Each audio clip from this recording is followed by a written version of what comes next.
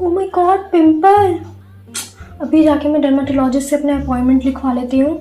और ये मॉइस्चराइज़र कहाँ गया पिंपल वाला? हाँ, ये रहा। ये लगाना स्टार्ट कर देती हूँ। कितना गंदा लग रहा है यार।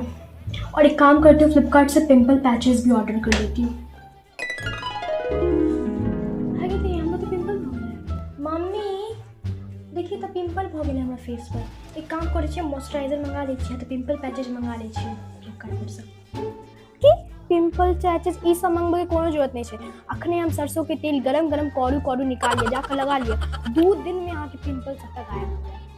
मम्मी फेस पर सरसों के तेल के लगबै छै? क्यों ना सब लगबे छे, खाली फोन में टुपुर टुपुर देखबे छे कि गाइस मैंने पिंपल पैचेस लगाया है। ये सब नहीं हुई, सब सरसों के तेल लगबे छे। जाओ अहूँ लगा लियो चुपचाप। अरे यार मम्मी भक। नहीं लगाऊ, हमरा की नहीं, हम नीचे चीज no, no, no, no.